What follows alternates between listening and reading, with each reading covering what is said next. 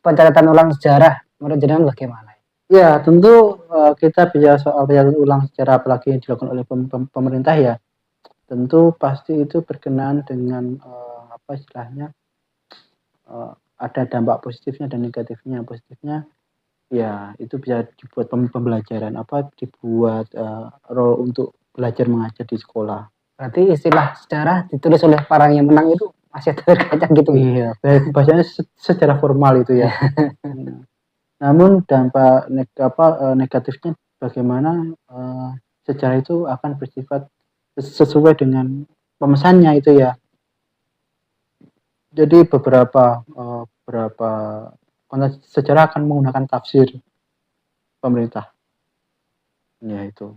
Pemerintah yang dikala itu berkuasa. Ya, yang dikala ini berkuasa. Ya. Itu. Ya, kalau bagi saya ya tentu kita harus lebih banyak membaca sejarah ya, karena sejarah itu bukan hanya versi ini aja, namun ada banyak sejarah lain. Kita harus bisa saling membandingkan ya. Kita harus bisa banyak membaca berbagai sumber. Jadi biar nggak berat sebelah dalam memahami sejarah. Itu sih bagi saya ya. Kalau jenengan diminta harus apa yang harus kiranya dicatatkan ketika ada pencatatan ulang sejarah. Kalau kebanyakan kiai kan menginginkan perjuangan-perjuangan kiai dimasukkan di pembelajaran, misalkan kayak tadi Kiai Hasyim ataupun kiai yang berjuang di peristiwa resolusi jihad itu. Kalau jenengan sendiri apa yang ingin?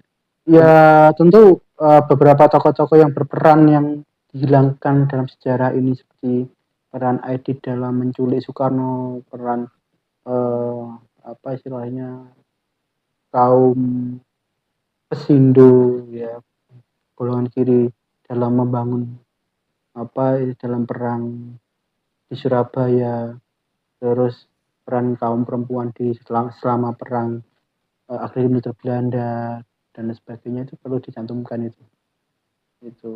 Contoh Pesindo di Aceh itu sampai buat bank.